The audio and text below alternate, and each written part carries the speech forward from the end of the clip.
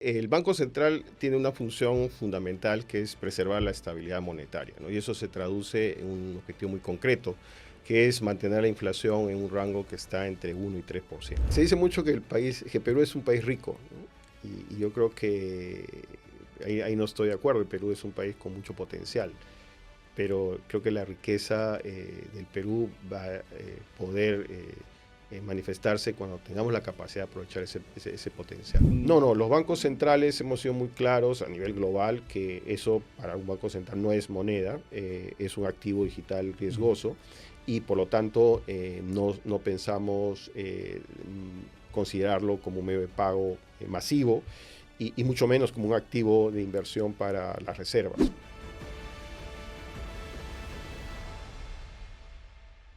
Hola, soy Luis Miguel Castilla, director ejecutivo de Evidencia Instituto. Bienvenidos a una nueva edición de nuestro podcast Propuestas del Bicentenario. En esta oportunidad tengo el gusto de tener un invitado muy importante, el gerente general del Banco Central de Reserva, Paul Castillo. Bienvenido, Paul. Muchísimas gracias, Luis Miguel. Un gusto estar acá en este espacio. Es importante y te hemos invitado porque últimamente el Banco Central ha estado en la discusión pública y yo no sé hasta qué punto toda nuestra audiencia, la gente, digamos, ciudadana a pie, conoce cuál es el rol del Banco Central. Hay, digamos, cierta ansiedad sobre el tipo de cambio que vamos a conversar más adelante. Pero antes de eso, Paul, yo quisiera que nos cuentes, digamos, cuál es el rol del Banco Central de Reserva, cuál es su objetivo, qué se diferencia el nuestro de otros bancos centrales, para que nuestra audiencia sepa un poquito más de los roles de la institución que tú diriges. Bueno, gracias por la pregunta, Miguel. El Banco Central tiene una función fundamental que es preservar la estabilidad monetaria, ¿no? Y eso se traduce en un objetivo muy concreto, que es mantener la inflación en un rango que está entre 1 y 3%, ¿no? Cuando la inflación es baja, es estable, la economía funciona bien, ¿no? El sector privado puede innovar, puede apostar, invertir, se protege los ahorros de las personas. Pero no es la única función que cumple el banco. Tenemos además el encargo de administrar las reservas internacionales, de proveer de billetes y monedas a la economía. Esto es facilitar el numerario para que las transacciones funcionen de manera adecuada. El Banco Central también es el órgano rector del sistema de pagos, la regulación y supervisión de los nuevos modelos para hacer pagos, modelos digitales, billeteras. La regulación y la supervisión está a cargo del Banco Central. Y una labor que también no es menor es la de informar al país sobre las finanzas nacionales. Tenemos el encargo de elaborar las cuentas de la balanza de pagos y las estadísticas monetarias, ¿no? Son roles muy importantes y quizá el más importante es mantener la inflación baja. Correcto. De hecho, creo que vamos a entrar a casi 3 décadas de tener una inflación de un dígito. Creo que mucha gente no lo sabe, que en nuestro país no era así en el pasado. ¿Y qué explica, Paul, el hecho de haber logrado tener una inflación tan baja por tanto tiempo? ¿En qué radica eso? Muchos hablan de la independencia del Banco Central, lo que quiere decir que en el pasado quizás no era independiente. Abona un poco en ese, digamos, ¿cuál en tu criterio ha sido el factor principal para lograr este desempeño tan satisfactorio de ser uno de los países con la inflación más baja del mundo, diría yo?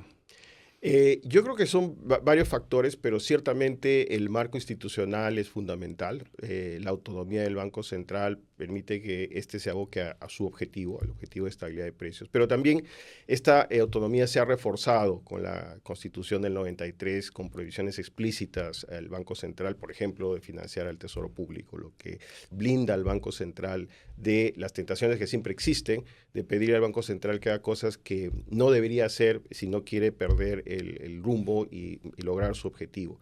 Pero no solamente es el marco de autonomía, el marco institucional, sino también tener una estrategia adecuada para implementar la política monetaria y la flexibilidad para adaptar sus instrumentos, ¿no? Vayamos por partes. La primera parte de la independencia del Banco Central, y yo lo ato a una discusión. El otro día estaba con el presidente del Banco Central, con Julio Velarde, y discutíamos sobre la importancia de la independencia del Banco Central, habida cuenta de lo que está pasando en uno de los principales bancos centrales del mundo, que es la Reserva Federal, donde hay cierto nivel de politización respecto a la renovación de miembros de su directorio. Correcto. Entonces, todos los países, danos un poquito el contexto regional, ¿todos los países tienen bancos centrales que son independientes? Sí, la mayoría de bancos centrales de la región tienen bancos centrales que son independientes. En el caso nuestro, hay algunas características que consideramos hacen que esa independencia en la práctica sea más fuerte, ¿no? He ¿Cómo mencionado cuáles? las prohibiciones explícitas, ¿no? En algunos bancos centrales de la región, por ejemplo, el ministro de Economía participa en los directorios del Banco Central sin voto, pero igual es parte de la discusión. Pensamos que en el caso nuestro eso no ocurre, el directorio es totalmente autónomo y eso ha ayudado a que los últimos 30 años la política monetaria se ha conducido con el objetivo único de preservar la estabilidad monetaria, ¿no? Siempre va a haber la tentación, y hemos visto, como has mencionado, en el caso de Estados Unidos, para pedirle al Banco Central que baje las tasas de interés más rápido si estamos cerca de un periodo electoral, si la economía está un poquito desacelerada, sabemos que hay la tentación de exigir más flexibilidad monetaria, ¿no? Pero a veces esos beneficios de corto plazo que se buscan obtener generan costos más altos. La inflación se puede convertir en un fenómeno persistente, se puede desanclar las expectativas de inflación y para regresar al objetivo va a tener que afrontar el país un costo más alto, ¿no? Claro, eso lo vivimos recientemente con el incremento de los precios de las materias primas que importamos, hubo una inflación importada y fue un momento en el cual creo que los peruanos sufrimos de una inflación elevada que no estaba, digamos, los jóvenes nunca habían experimentado ese fenómeno. Ahora, para ahondar un poquito en la independencia del Banco Central, ¿cómo se nombra un directorio? Porque creo que no todos saben que igual tiene que pasar por un tamiz político. Pues cuéntanos un poco cómo es la renovación del directorio del Banco Central, cómo está compuesto, quién nombra a quién. Bueno, el directorio se renueva cada 5 años cuando hay cambio presidencial. Tres miembros del directorio son nombrados por el Congreso, otros tres son nombrados por el Ejecutivo y el presidente es nominado por el Ejecutivo y ratificado por el Congreso, ¿no? Entonces, sí tiene que haber un consenso entre el Ejecutivo y el Congreso para la renovación del directorio del Banco Central, ¿no? Y ese consenso creo que es importante porque permite que los directorios idealmente estén compuestos por personas técnicas y con la capacidad para dirigir la institución, ¿no? ¿Y siempre ha sido así? En el caso de Perú hemos tenido en general directorios que han tenido esas características, ¿no? Ya. Eso es importante. Yo recuerdo en el pasado, haciendo memoria, eh, no sé si fue en la gestión de Richard Webb al frente del Banco Central, tú probablemente ya habías ingresado o no, no sé si estabas ya Sí, ya estaba en el banco, estudiando en el exterior. Sí. de que a veces es difícil conseguir justamente ese carácter tecnocrático del Ujú. directorio, pero creo que si uno juzga por los resultados, tener, digamos, 27 años de inflación baja, Correcto. creo que es resultado justamente de lo que estás tú contando. Ahora, un tema que siempre ha estado, digamos, en la discusión ha sido si es que podríamos mejorar y blindar aún más esa independencia, y muchos países lo hacen tratando de que el periodo del mandato del directorio del Banco Central no coincida con el periodo presidencial, Ujú. desacoplarlo del ciclo político. De hecho, yo recuerdo que han habido proyectos de ley que en un momento se han barajado y eso nunca ha prosperado. ¿Eso te parece que es una limitación o podría hacerse ese cambio, ese cambio para justamente que no haya esa dependencia del gobierno de turno y que continúen como en Estados Unidos y otros países de la región? Ciertamente puede haber algunos espacios para continuar consolidando la institucionalidad del Banco Central, ¿no? En uno de ellos se ha evaluado, como dices antes, la posibilidad de extender el periodo del directorio y separarlo del ciclo político. Me acuerdo incluso que estuvo aprobado en una primera votación en el Congreso, pero luego, bueno, no se ha continuado con la reforma. Pero al final creo que lo más importante es que la población valore lo que hace el Banco Central. Creo que ese es el blindaje más importante para la institucionalidad, ¿no? En el Perú la inflación se percibe como algo costoso, no le gusta a la población que haya inflación y creo que por eso también hasta ahora ha habido el consenso de que el Banco Central tiene que manejarse de manera independiente, de manera técnica, ¿no? Y los beneficios de esa institucionalidad creo que los vemos, ¿no? Como hemos estado conversando, inflación, Perú tiene la inflación más baja de América Latina, tiene casi un punto porcentual menos de inflación promedio desde el 2001 que Chile, menos de 2 puntos porcentuales de inflación que Colombia y casi 3 puntos porcentuales menos de inflación promedio en los últimos 24 años que Brasil, ¿no? Y eso hace una diferencia enorme cuando uno ve, por ejemplo, el tipo de cambio, ¿no? Uno pregunta por qué el tipo de cambio en Perú es tan estable. Bueno, una de las razones es porque la inflación no es muy diferente a la de Estados Unidos y se espera que se mantenga así, ¿no? De hecho, tenemos inflación baja de Estados Unidos desde ya más de un año y si se mantienen las proyecciones de la Fed y las nuestras, probablemente vamos a mantener inflación por debajo de la de Estados Unidos por el par de años más. Y eso nuevamente lo que va a redundar es en la confianza en la moneda, ¿no? Entonces, ciertamente hay cosas que se pueden hacer en el margen, pero creo que la institucionalidad hasta ahora ha funcionado bastante bien. No, y claro, eso lo confirma el hecho de que, bueno, la presencia de Julio Velarde ha trascendido cambios en el color político de los Exacto. gobiernos, ¿no? Ujú. A mí me tocó participar en la primera ratificación, y ha habido gobiernos, digamos, en todo el espectro, que han ratificado, y yo creo que coincido contigo, uno de los pocos consensos quizás que hay en el país, Ujú, es que la inflación no se tolera y ujú. eso afecta especialmente el bolsillo de los más pobres. Entonces yo creo Correcto. que es un tema internalizado y parece que hemos aprendido la lección finalmente y ojalá que así sea. Paul, antes de entrar a los temas de tipo de cambio, tú también mencionaste la flexibilidad de los instrumentos que tiene el Banco Ujú. Central. Eh, Cuéntanos cuál es el régimen específico, yo lo conozco, pero para nuestra audiencia, cómo se define. En el pasado no era así, ha cambiado a un sistema de metas de inflación, pero cuéntanos un poquito cómo se determina la política monetaria y qué instrumentos tenemos para justamente llegar al objetivo de estabilidad de precios. El Banco Central tiene un régimen de metas explícitas de inflación desde el año 2001, ¿no?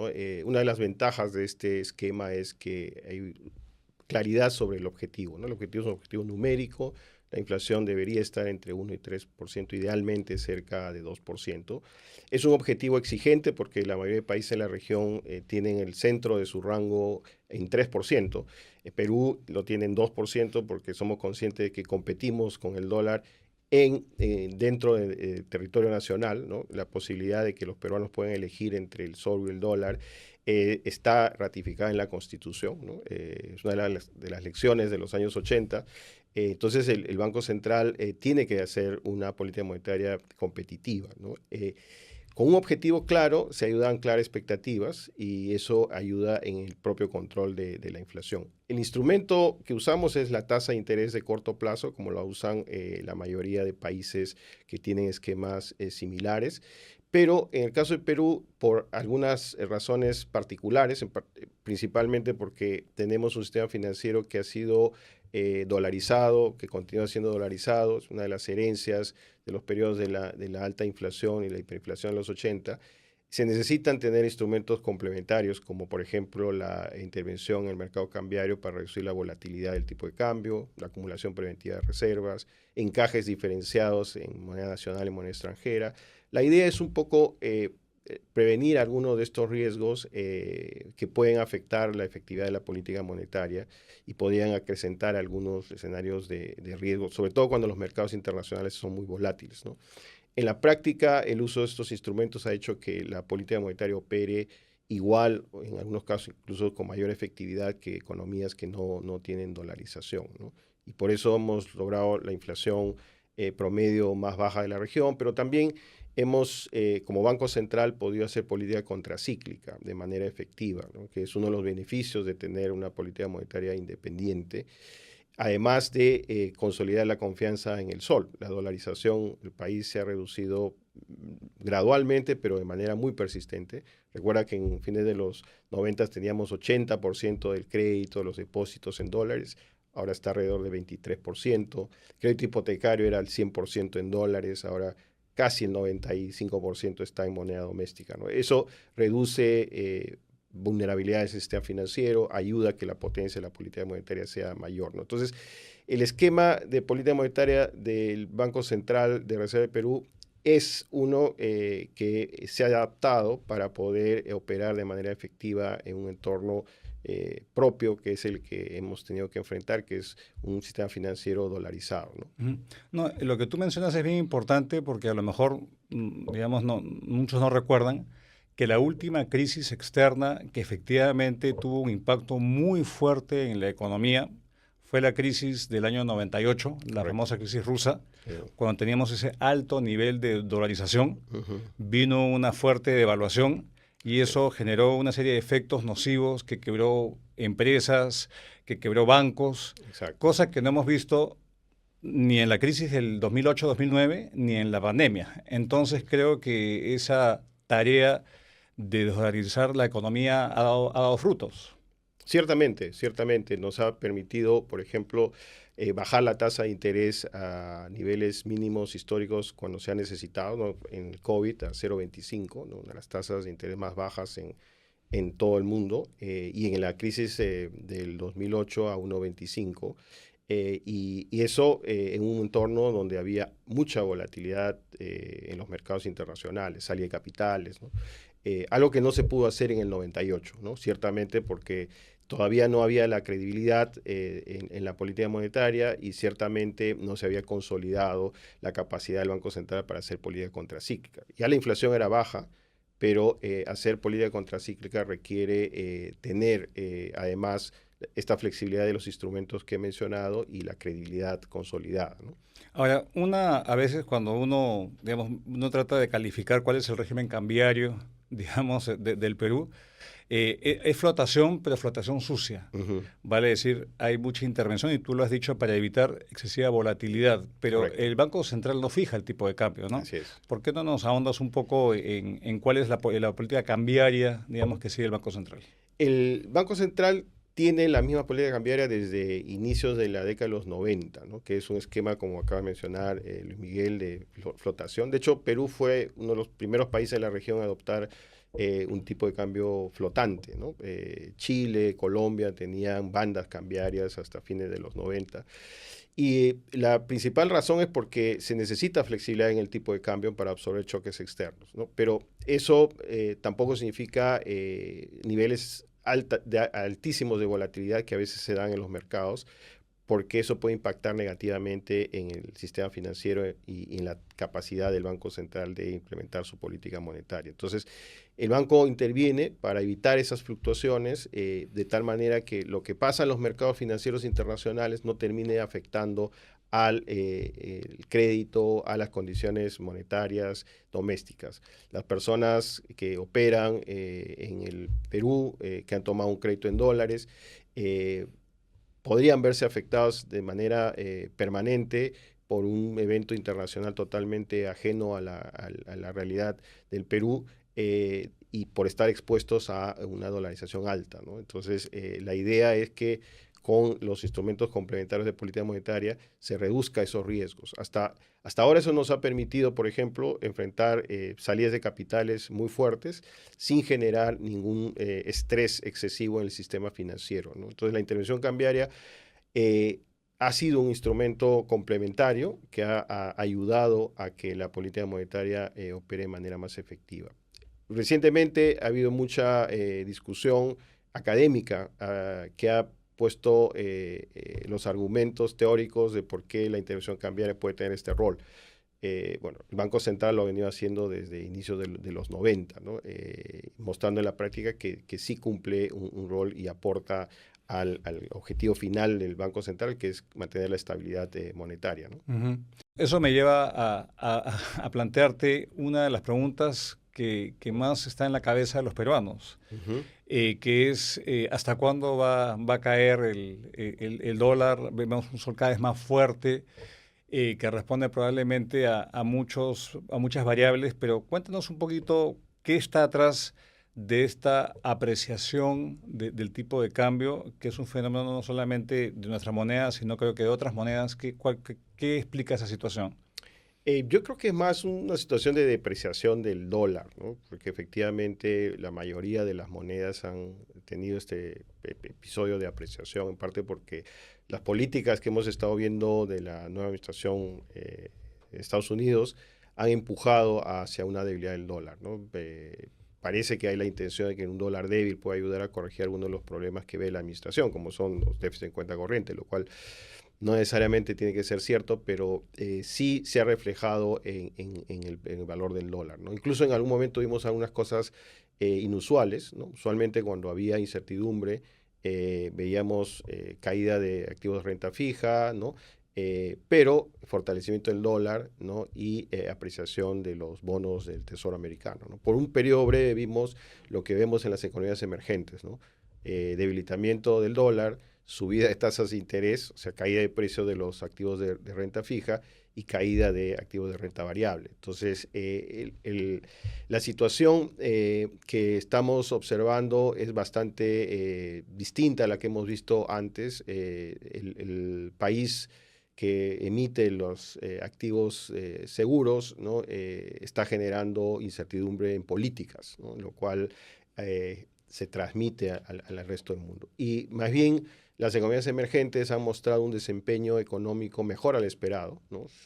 La idea que había de la mayoría de los especialistas en pronósticos en abril era que el impacto de las políticas arancelarias iba a tener un efecto recesivo, una contracción fuerte en el comercio y un debilitamiento también de las economías emergentes. No hemos visto esos efectos, al menos con la intensidad que se esperaba. Ujú. Y en América Latina y en otras partes del mundo se están revisando las tasas de crecimiento esperadas del producto al alza, ¿no? Entonces, lo que estamos viendo es un dólar débil por políticas propias de Estados Unidos, también precios de materias primas históricamente altos, lo cual beneficia a muchísimos países en la región, incluyendo Perú, Ujú. ¿no? Y perspectivas de crecimiento en algunos países mejores a las que se habían anticipado, ¿no? Todo eso atrae al inversionista extranjero y ha estado ayudando a que las monedas se fortalezcan, ¿no? Ahora, claro, son dos fenómenos, ¿no? Uno es la debilidad del dólar frente a las políticas en ese país. Pero lo otro es la entrada de divisas a nuestro país, y un tema importante ha sido, digamos, las barreras que ha estado superando la cotización del oro, por ejemplo. Ujú. Hace poco superó la barrera de los $4.000 la onza. El cobre se mantiene Sí. bastante fuerte, la plata y otros metales. ¿Puedes imputarle qué cosa es más importante si lo que pasa, o está, me imagino, concatenado, ¿no? ¿O qué explica el incremento en el precio del oro, por ejemplo? ¿Nerviosismo todavía respecto a las políticas? En buena parte, lo que hemos visto es que la demanda de algunos bancos centrales, sobre todo en Asia, ¿no? Por oro, para protegerse del riesgo que está haciéndose cada vez más fuerte, ¿no? No solamente la fragmentación de comercio, sino también unos riesgos geopolíticos, ha jugado un papel en la demanda reciente que hemos visto de oro en los mercados internacionales, pero también posicionamientos de mercado, aprovechando que el oro venía de subida, ¿no? El oro como activo de refugio tiene unas limitaciones, ¿no? Porque a pesar de que ha sido tradicionalmente considerado un activo seguro, no es un activo que tenga un mercado tan líquido como otros, ¿no? Si uno compara el mercado del oro con el mercado de treasuries, la diferencia en la profundidad de mercado es bien grande, ¿no? Eso lo que quiere decir es que salirse de las posiciones de oro resulta bastante complicado, ¿no? Entonces, tomar posiciones largas en oro tiene un riesgo de mercado mucho mayor que estar en otros activos tradicionalmente más seguros, ¿no? Ahora, probablemente va a seguir la incertidumbre, ¿no?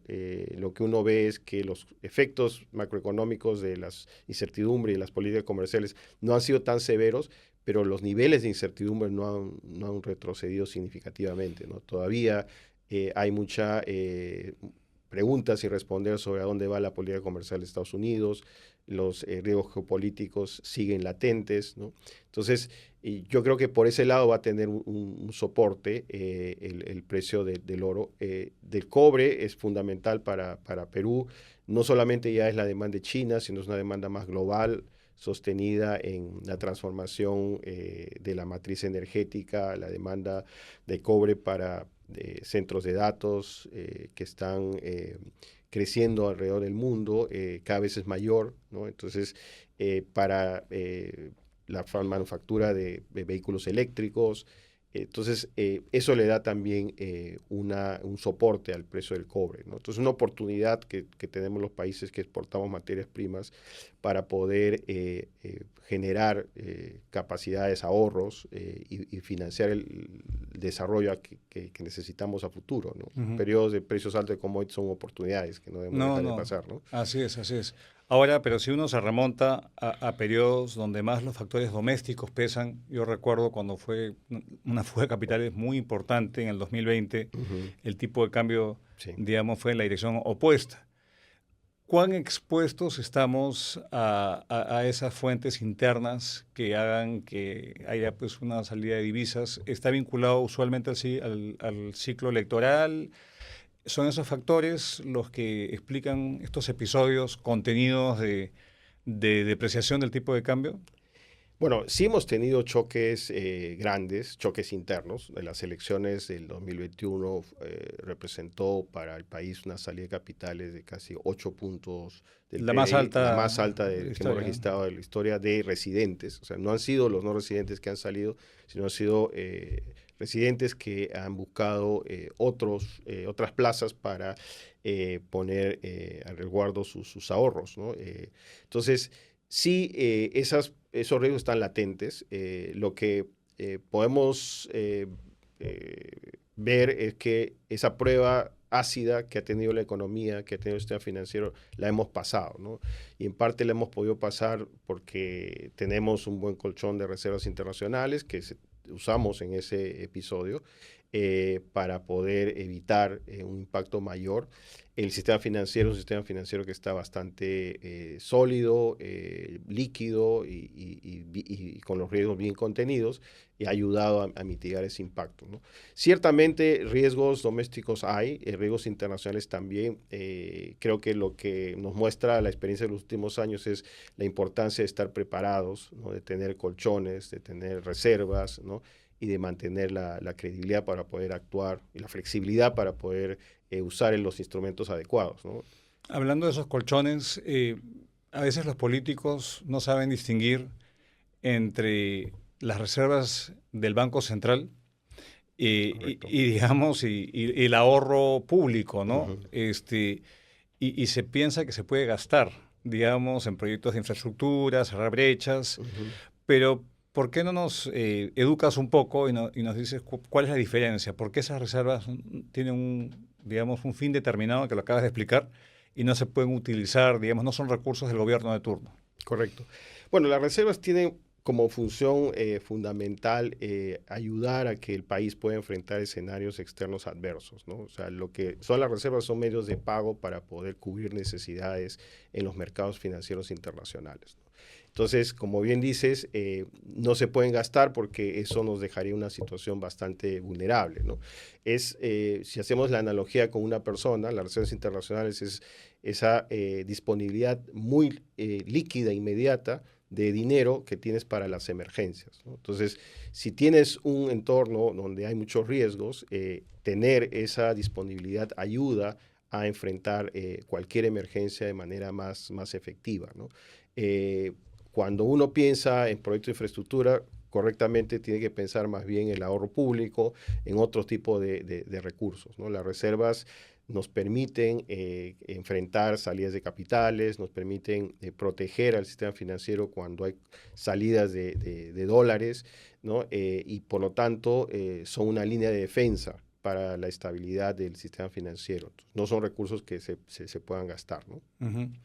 ¿Y hay un límite a la acumulación de reservas? Yo recuerdo una discusión hace un tiempo con el Fondo Monetario Internacional que ellos hablaban de las reservas óptimas y sobre ese nivel óptimo se podían tomar, digamos, líneas contingentes de liquidez del propio Fondo Monetario. ¿Esa discusión ha continuado o ya pasó? Yo creo que ya pasó porque lo que se ha demostrado es que es bien difícil saber cuánta liquidez uno puede necesitar, ¿no? Nadie anticipaba el COVID, ¿no? Un choque muy, muy grande. Entonces, cualquier métrica de reservas óptimas antes del COVID quedaba corta durante el COVID, ¿no? Porque era un escenario primero de magnitud que no se había anticipado y segundo de complejidad, ¿no? Porque afectaba al lado de la oferta, la demanda, los mercados financieros, ¿no? Entonces, yo creo que esa discusión ya no está tan presente en los bancos centrales, ¿no? Más bien hay el reconocimiento de que sí es importante tener una posición de reservas. Qué tan grande es la posición de reservas depende mucho de la oportunidad que tenga el Banco Central de acumular esas reservas, ¿no? Y una pregunta, Paul, ¿por qué yo recuerdo que también hay un instrumento que el fondo le daba a los países que tenían grado de inversión, que tenían, digamos, una posición macroeconómica sólida? No recuerdo ahorita el nombre, pero el Perú no renovó, digamos, esa facilidad. ¿Por alguna razón en particular? Bueno, ya nosotros no necesitábamos la línea flexible que ofrecía el fondo, ¿no? O sea, en el momento de la crisis se solicitó porque había que fortalecer al máximo la posición de liquidez. Pero pasado el impacto de la crisis, con el nivel de reservas internacionales que tenemos, ya no era necesario, ¿no? Y el fondo también reconocía que con la macroeconomía que tenía el Perú, con el nivel de reservas, eso no hacía sentido mantener esa línea, ¿no? Otros países lo han mantenido porque tienen reservas Colombia. niveles bajos, entonces han necesitado extender la línea. Y recientemente algunos países en la región, por ejemplo Chile, ha emprendido programas de acumulación de reservas explícitos, ¿no? Intervención cambiaria para poder acumular sus reservas y fortalecer su posición de liquidez internacional, ¿no? Entonces, en el caso de Perú, esto se ha hecho de manera muy, muy gradual. Se ha acumulado reservas en los periodos donde había mucho influjo de capitales. La desdolarización de la economía también ha sido una oportunidad para acumular reservas. El Banco Central por muchos años ha emitido soles comprando dólares, ¿no? Entonces, el proceso natural de acumulación de reservas es las personas cada vez confían más en el sol, entonces usan más el sol y los dólares se intercambian por soles y eso son parte de las reservas que tiene ahora el Banco Central, ¿no? No hemos podido hacer eso desde el 2020, o sea, el Banco Central no ha estado comprando dólares porque la coyuntura es distinta, más bien la acumulación de reservas ha venido por depósitos de los bancos en el sistema financiero, que también es otro componente de las reservas internacionales que es importante, que obedece a que en el caso del Perú tenemos encajes en dólares que son más altos que en soles, ¿no? 35% de cada depósito que recibe, cada dólar que recibe el sistema financiero, 35 centavos van al Banco Central como colchón de liquidez, justamente para proteger al sistema financiero de cualquier riesgo de salida de dólares, ¿no? Y hacia el futuro, una pregunta que ya sé la respuesta, pero te la planteo. ¿Tienes alguna proyección del tipo de cambio? No, es imposible proyectar el tipo de cambio, ¿no? El tipo de cambio es el precio de un activo, ¿no? Entonces, los activos financieros responden a nueva información, entonces es bien difícil, no se puede predecir el futuro. Sí podemos hacer escenarios, ¿no? En algunos escenarios podemos intuir qué puede pasar con el dólar, pero qué escenario se va a materializar es difícil de decir, ¿no? En la medida que haya incertidumbre, que las políticas en Estados Unidos se mantengan con un afán explícito de debilitar el dólar, probablemente veamos algo de eso, ¿no? Pero pueda ocurrir algo distinto que cambie esa tendencia en el corto plazo, ¿no?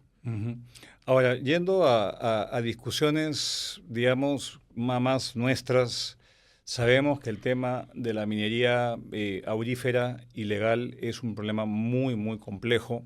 Tiene aristas sociales, de violencia, y yo he escuchado propuestas de todo tipo. Más bien creo que ya bajó la intensidad de las propuestas de tener al Banco Central como comprador de ese oro informal. Eh, digamos, por qué eso es una mala idea? ¿Por qué tener a un banco central comprando oro es una mala idea, habida cuenta que es una forma de tener las reservas internacionales, tener oro, ¿no? Tú ya lo dijiste anteriormente, no es muy líquido que digamos, pero ¿por qué es una mala idea que el Banco Central compre dólares, que probablemente haya propuestas que nuevamente se deslicen ahora que entramos a la etapa de debate electoral?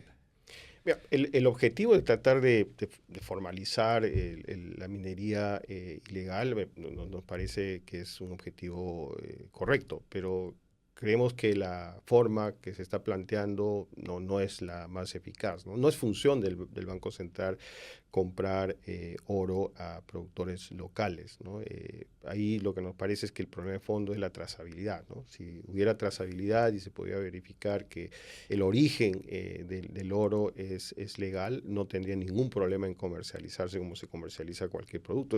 Además, estamos en un momento en el cual la demanda por oro probablemente esté en sus picos, entonces comercializar oro no debería ser un reto. El reto está en cómo se formaliza y cómo se garantiza la trazabilidad, ¿no? Entonces, el Banco Central comprando oro a productores locales no es lo que usualmente hace el Banco Central. Probablemente va a terminar afectando un poco su propia gestión de reservas, su propia gestión de política monetaria. Como activo reserva de valor, siempre estamos mirando la composición de nuestro portafolio, mirando lo que hacen otros bancos centrales.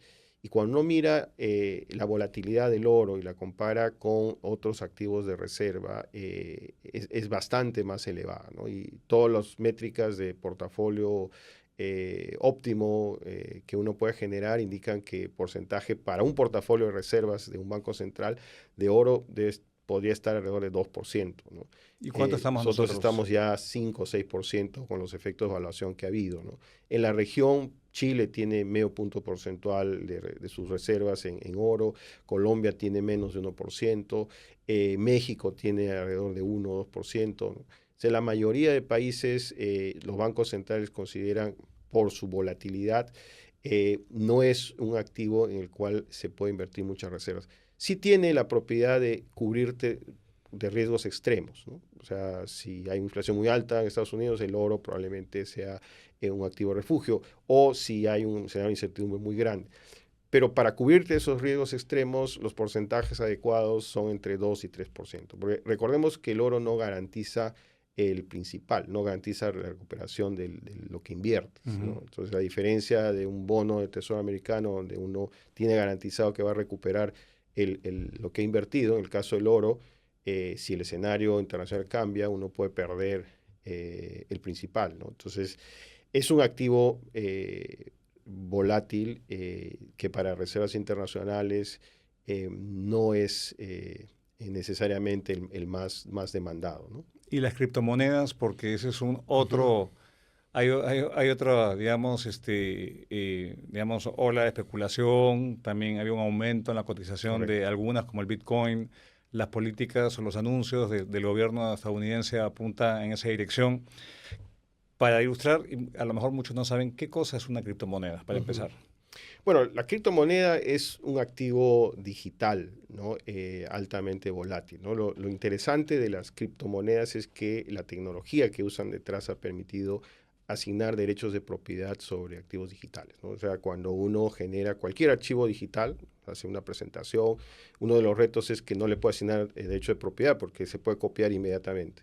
La tecnología que está detrás de las criptomonedas, que estos son los cadena de bloques, ¿no? La base de datos centralizada, permite que ese archivo, en este caso la blockchain es un código, le pueda pertenecer a alguien y por lo tanto se le puede asignar un valor, se pueda transferir, ¿no? Entonces la propiedad está distribuida en millones de computadoras. Cuando se produce una nueva transacción tiene que haber un proceso complejo para poder registrar esa transacción en la base de datos descentralizada. Una vez que está registrado no se puede cambiar, todo está encriptado y eso garantiza que uno pueda transferir propiedad. Entonces, esa es la parte novedosa, la parte interesante. ¿Y los riesgos? Pero los riesgos son altísimos. Primero porque nadie va a respaldar esa inversión. En muchos casos, como en el caso de Bitcoin, ni siquiera se conoce quiénes están detrás de la plataforma, ¿no? Entonces, la volatilidad es muy, muy alta. Y nadie está cuidando el valor de la moneda, o sea, el valor de la cripto, ¿no? Sube porque la oferta es rígida, ¿no? Entonces, en la medida que haya más demanda, va a subir el precio, pero el día que los inversionistas quieran salir de la cripto, el precio va a caer, ¿no? Porque no hay un control activo de parte de alguien del lado de la oferta, ¿no? Entonces, lo que hemos visto es que ha crecido el uso por básicamente demanda especulativa en la medida que sube el El Banco precio. Central... No, los bancos centrales hemos sido muy claros a nivel global que eso para un banco central no es moneda, es un activo digital riesgoso y por lo tanto no pensamos considerarlo como un medio de pago masivo y mucho menos como un activo de inversión para las reservas, ¿no? Eso está fuera del radar de un banco central, ¿no? Ujú. ¿Y hay suficiente regulación? Porque obviamente un activo que no tenga un respaldo, ¿hay regulación que se está, digamos, diseñando, conversando en los foros internacionales respecto a las criptomonedas o todavía estamos en una fase muy incipiente de eso? No, hay mucha discusión sobre la necesidad de regular. Lo mínimo que se tendría que regular son algunos estándares y más transparencia en dónde están los registros de los usuarios, ¿no? Y en qué invierten alguna de estas criptos. Pero todavía es muy difícil porque son activos que pertenecen al sistema financiero global, o sea, no pertenecen a un país en particular. Entonces, poner una regulación resulta complicado. Lo que se ha estado más bien estudiando con más cuidado es el efecto que pueden tener un tipo de criptos que son las stable coins, que recientemente ha habido una ley, el Genius Act en Estados Unidos, que busca impulsar el uso de stablecoins, que son una forma de dinero electrónico, ¿no? O sea, emisión de dinero digital respaldado con activos de bajo riesgo, principalmente bonos del Tesoro americano. En algunos casos también ahí participan las cripto, ¿no? Las stablecoins se han estado usando mucho para poder hacer entrar a una cripto y salir de una cripto, ¿no? Cuando uno quiere entrar necesita pagar con moneda real, con moneda emitida por el Banco Central y el puente usualmente es una stablecoin y para salir lo mismo, ¿no? La regulación se está trabajando, pero todavía no he visto en muchos países que se haya implementado. Lo mínimo que se ha puesto es, por ejemplo, si hay una plataforma de criptos que tiene que reportar a la unidad de inteligencia financiera en muchos países o que tiene que pagar impuestos, ¿no? Incluso el tratamiento de las criptos no es homogéneo, ¿no? Algunos lo consideran un commodity, otros un activo digital. El tratamiento tributario es diferente dependiendo de la definición que se tenga, ¿no? Lo que sí la regulación está buscando es poner las salvaguardas cuando la cripto quiere entrar al perímetro regulatorio, cuando quiere entrar al sistema financiero, ¿no? Entonces, ahí sí los reguladores han estado un poquito más fuertes en tratar de poner estándares elevados para evitar que los riesgos crezcan. Ujú. Ahora, tú hace un rato conversaste, digamos, dijiste del rol contracíclico digamos, ustedes han tenido episodios en los cuales han reducido violentamente la tasa de interés casi a cero, Ujú. pero justamente estuvimos hace poco en el Banco Central, yo Sí, recibí gracias. la amable invitación para la presentación de un libro sobre Ujú. Reactiva Perú, que fue un plan, probablemente la intervención más efectiva que hemos tenido, contracíclica, y que mitigó el peor impacto de la pandemia respecto a la cadena de pagos, se evitó una crisis financiera y yo creo que salvó mucho empleo en el país. ¿Cuál es la lección principal de ese episodio y cuáles son las limitaciones? ¿Un Banco Central puede hacer este tipo de programas recurrentemente? Danos un poquito el contexto de Reactiva y las lecciones principales de ese episodio. No, es una herramienta para situaciones muy excepcionales, ¿no? Porque, como mencionas, ha requerido hacer cosas que usualmente los bancos centrales no hacemos, ¿no? Como inyectar masivamente liquidez.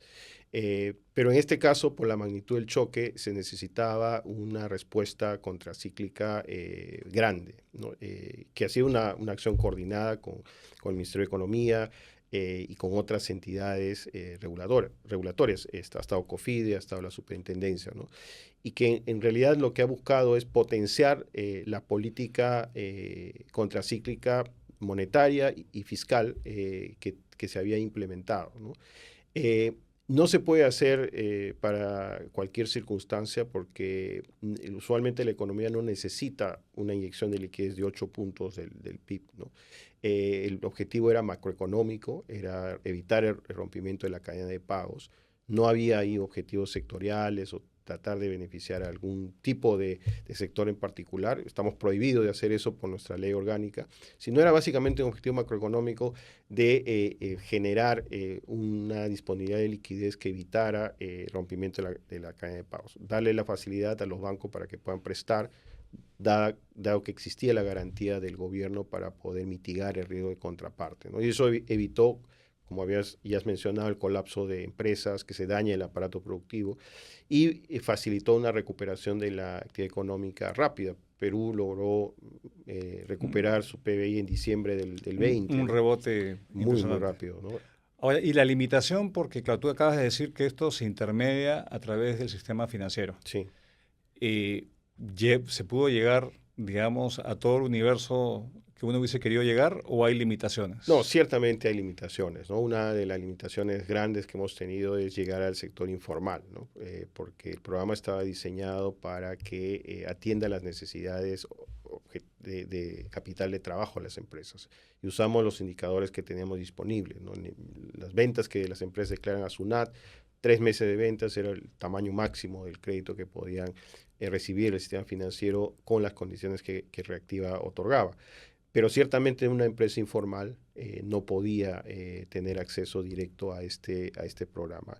Se flexibilizó algo porque hay algunas empresas que siendo informales sí tienen acceso al sistema financiero, sí reciben crédito. Y en una segunda etapa de Reactiva se permitió que los montos de los créditos se dieran en función al tamaño de la deuda que tenía la empresa cuando la empresa era relativamente pequeña, ¿no? Pero la gran limitación, como creo que de varias de las acciones de política que se implementaron durante la pandemia, fue llegar al sector informal, ¿no? Incluida la fiscal, ¿no? Incluida la fiscal. No teníamos forma de identificar rápidamente a los beneficiarios potenciales, ¿no? Y eso limitó varios de los programas que se dieron. Ahora, Reactiva por su tamaño tuvo efectos indirectos, lo cual también benefició al sector informal, pero ya de manera indirecta, ¿no? O sea, aquella empresa que recibía crédito de Reactiva podía pagar a sus proveedores, podía pagar a sus trabajadores. Esos trabajadores consumen parte de los bienes en mercados informales y por ahí la reactivación misma de la economía que se dio terminó beneficiando a todo el aparato productivo, pero el efecto fue más indirecto, ¿no? Uh-huh. No, muy interesante porque yo creo que ha sido uno de los principales, digamos, intervenciones que justamente evitó un colapso mayor de la economía y no fue exento de críticas, ¿no? Uh-huh. Pero creo que hay que estudiar esa publicación, los acompaño, debe estar, me imagino, colgada en la página web del Banco Central. Está disponible. Y mira, aparte hemos hablado de varios temas, la inflación, el tipo de cambio, las nuevas monedas, el oro, pero una de las razones por las cuales en Videnza y Propuestas del Bicentenario te hemos invitado, Paul, Uh-huh. es porque creo que es importante que la gente sepa. Claro, uno habla del Banco Central de Reserva e inmediatamente piensa en su presidente. Uh-huh. Y obviamente es una persona con mucha credibilidad, es sumamente reconocido, no solamente a nivel nacional, sino internacional. Pero siempre hay un equipo que lo acompaña, hay una tecnocracia, una meritocracia, y creo que tu propia historia personal lo dice, ¿no? Cuéntanos un poco, tú entraste cuando acabaste, tú has hecho una carrera en el Banco Central. Sí, yo entré al Banco Central en el año 96, a través del mecanismo en ingresan todos los funcionarios del banco, todo el equipo técnico, que son los cursos de extensión universitaria, ¿no? Entré en 96, primero como analista junior, ¿no? A ver justo temas de política monetaria. Bueno, luego dentro del banco, el banco te da la oportunidad de estudiar una maestría, un doctorado y continuar capacitándote. Bueno, fui a estudiar el doctorado en LSE, en London School of Economics, y al regreso ya me ha tocado asumir distintos roles dentro de la institución, ¿no? Primero, como parte del equipo de investigación, poder producir algo de lo que había aprendido en el doctorado, y luego ya como subgerente de política monetaria, gerente de política monetaria. Más recientemente estaba en la gerencia de operaciones, estabilidad financiera. Me tocó, de hecho, estar en la parte de operaciones cuando tuvimos que implementar Reactiva. Entonces, me tocó ver de cerca los detalles que están detrás de la operatividad del programa. Y a partir ya de 2024 me ha tocado asumir la gerencia general, ¿no? Entonces, esa es la carrera de muchos de los funcionarios del banco. O sea, nuestros gerentes todos han pasado por el curso de verano, todos han tenido rotaciones internas y han tenido la oportunidad de capacitarse en el exterior, ¿no? Entonces tenemos dos gerencias centrales que están a cargo de las funciones principales, gerencias centrales de estudios económicos, que la lidera nuestro economista jefe, ¿no? Adrián, que es muy conocido porque presenta el programa monetario y también el reporte de inflación. Y tenemos, el equipo de Adrián tiene tres gerencias: la gerencia de política monetaria, política económica y la gerencia de información y análisis económico, que es básicamente el equipo encargado de asesorar al directorio en todos los temas que le competen, hacer las proyecciones, ¿no? Y la gerencia de operaciones, que engloba operaciones internacionales, que es gestión de reservas, operaciones monetarias, estabilidad financiera, que es la implementación de política monetaria, pagos, toda la regulación del sistema de pagos y supervisión, y la gestión de circulante, ¿no? Son los dos pilares. Y los equipos se nutren de los ingresantes del curso de verano, y la trayectoria dentro del banco depende mucho de tu interés. No tiene muchas posibilidades de rotar dentro del banco, ¿no? Pero efectivamente es un equipo no tan grande, pero creo que bastante sólido, el que acompaña la gestión del banco, ¿no? No, yo te cuento que en muchos de mis, digamos, visitas al interior y hablando con funcionarios públicos, el Banco Central es el modelo. Es el modelo, digamos, de tipo de entidad pública, meritocrática, con una línea profesional, y eso es lo que se necesita más en nuestro país, ciertamente. Bueno, Paul, ahora vamos a entrar a una fase, ya como ir cerrando la conversa. Hemos anunciado tu presencia a las redes en este episodio, y hay algunas preguntas que me gustaría formularte. Ok. De tu tocayo, Paul Salas. ¿Cuánto dinero en nuestras reservas se gastó en los últimos 10 años para mantener la fluctuación sucia? A ver, las reservas internacionales han seguido aumentando, ¿no?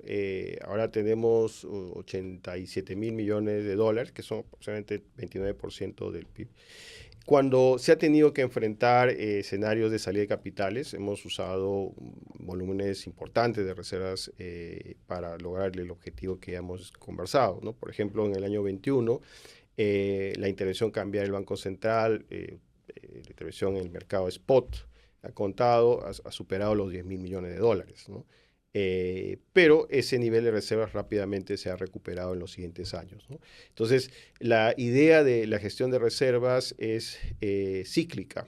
El uso es cuando ingresan capitales, cuando hay la posibilidad de acumular, se acumula, y cuando salen capitales, estos se usan para justamente mitigar el impacto que tiene esta salida de capitales, ¿no? Entonces, en el tiempo se han mantenido las reservas como porcentaje del PBI alrededor de 27-28%. Que es la más alta de la región, ¿no? Es la más alta de la región, de lejos, sí.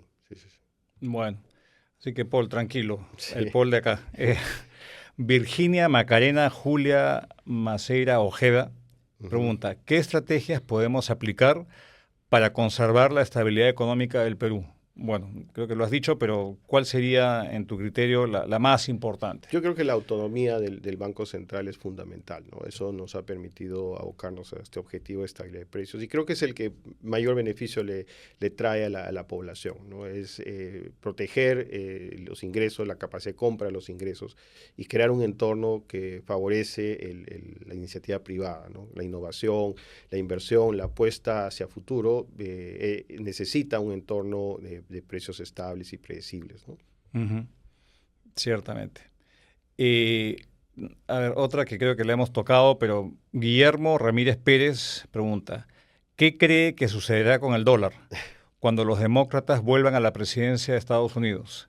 ¿Y qué le pasará al Perú en consecuencia? Bueno, el dólar va a seguir siendo una reserva, una moneda de reserva de valor, ¿no? La importancia del dólar en los mercados financieros internacionales se va a mantener, yo creo, por muchos años más, ¿no? Ciertamente no le ayuda lo que hemos estado viendo recientemente, la incertidumbre que generan los anuncios de política desde la administración Trump, pero la posición del dólar creo que va a mantenerse en los siguientes años. Entonces, los cambios de gobierno en Estados Unidos pueden generar algo de volatilidad en el dólar, algo de fluctuaciones cíclicas. Hemos visto un dólar débil después de la crisis del 2008-2009 por un periodo largo, ¿no? Y luego hemos visto un dólar fuerte también más recientemente. Entonces, yo creo que lo que pase con el dólar a futuro va a seguir siendo uno de los determinantes importantes de las condiciones financieras a nivel global, ¿no? No creo que sea tan importante los cambios políticos en Estados Unidos para el valor del dólar, más importante es lo que haga la Reserva Federal, ¿no? Y las condiciones macroeconómicas que imperen en Estados Unidos y en el resto del mundo, ¿no? ¿Y crees que hay posibilidad que la China eventualmente desplace al dólar? Ha habido mucho ruido en torno a los BRICS, en torno, y esa pregunta también la comenté en un evento público con el presidente del Banco Central, pero ¿qué esperas que haya más de una moneda que domine el dólar o que desafíe la predominancia del dólar o no es así? A ver, el uso de una moneda se basa en confianza, ¿no? Correcto. Entonces, los mercados financieros confían en el dólar porque confían en las instituciones que respaldan al dólar, ¿no? Pese a todo. Pese a todo, ¿no? O sea, todavía uno como inversionista se siente más tranquilo de ir a una corte en Estados Unidos si es que alguno de sus derechos se siente que ha sido violado. Eso es más difícil en otras jurisdicciones, ¿no? En el caso de China, el reto que tienen es tienen control de capitales y todavía es una economía no, bastante opaca, digamos, para el inversionista extranjero, ¿no?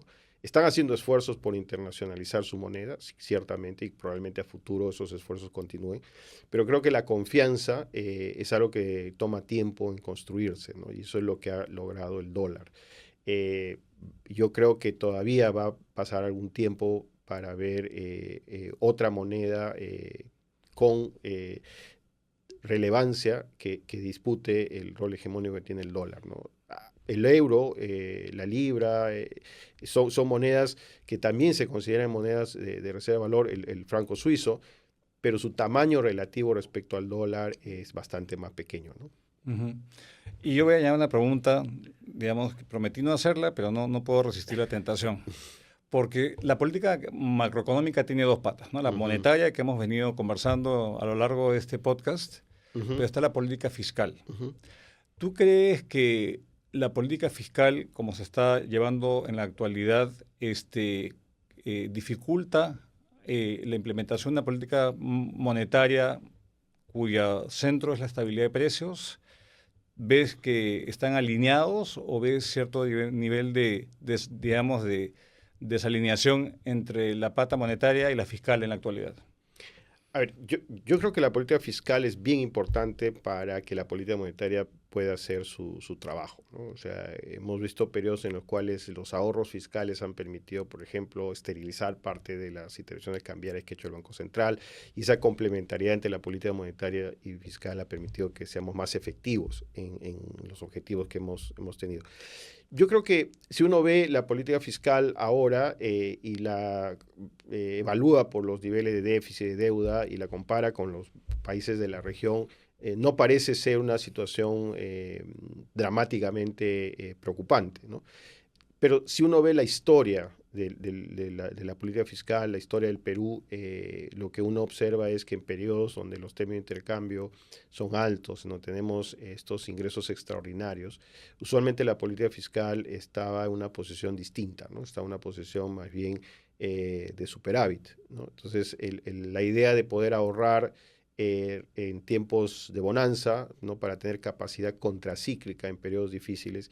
Esa es la parte que creo que se está deteriorando, ¿no? Entonces, el costo puede ser que si tenemos que enfrentar a futuro una crisis difícil como la que hemos tenido que enfrentar, ya la capacidad de respuesta no va a ser la misma, ¿no? Uh-huh.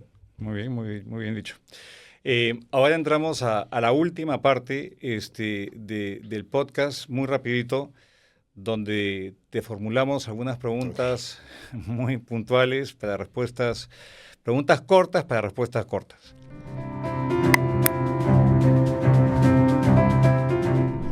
Si pudieras convencer a todo el Perú de leer un libro, ¿cuál sería?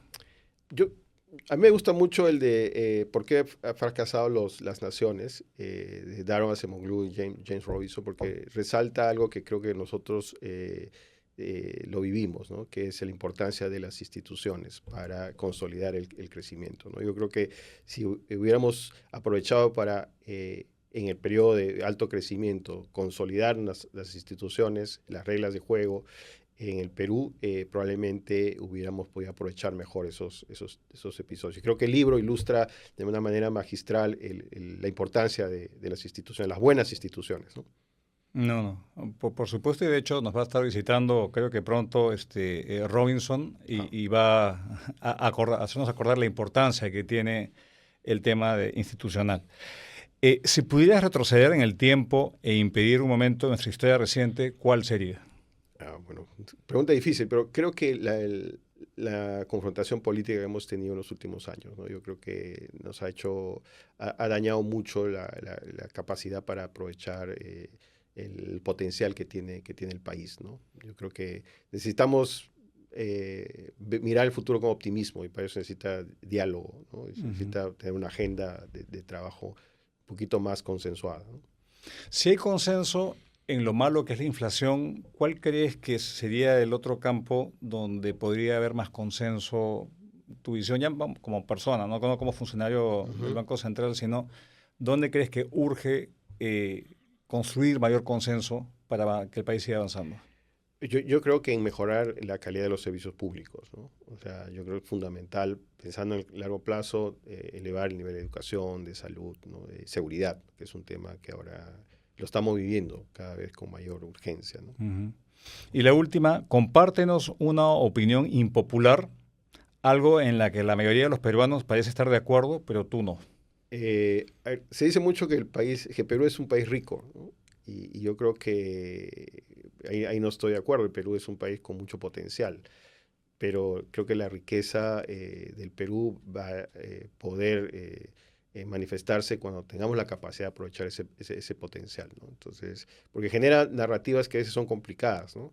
Si un país rico se orienta más a repartir esa riqueza, pero en realidad todavía hay que construirla, ¿no? O sea, el potencial está, pero necesitamos mejorar la educación, construir capacidades, cerrar brechas de infraestructura, ¿no? Elevar nuestro crecimiento potencial para que realmente podamos ser un país rico. No, muchísimas gracias, Paula. De verdad ha sido una conversación bastante amplia, rica en contenido. Un mensaje final para nuestra audiencia. Bueno, que sigan el podcast. Yo creo que la discusión ha sido, nuevamente, mi parte bastante entretenida, bastante interesante, así que gracias por eso. Y bueno, creo que es importante mantener, en el caso del Perú, lo bueno que hemos hecho, ¿no? Las lecciones aprendidas creo que son que la estabilidad macro tiene frutos, pero no es suficiente. No, muchas gracias, Paul. Hemos estado con el gerente general del Banco Central de Reserva, con Paul Castillo, que creo que ejemplifica un funcionario que ha tenido una carrera muy destacada y que entró en el programa de verano y que ahora dirige el Banco Central de Reserva, de la entidad emblemática, baluarte de la estabilidad macroeconómica del país. No lo digo yo, lo dicen, es el consenso nacional. Y hemos abarcado temas muy interesantes. Ahora que se acerca el proceso electoral, hay que informarnos y con personajes, en este caso agradecer el tiempo de Paul, que nos ha dado un poquito de su tiempo, una agenda bastante apretada de actividades, y nuevamente estaremos con ustedes en la siguiente edición de este podcast. Hasta la próxima.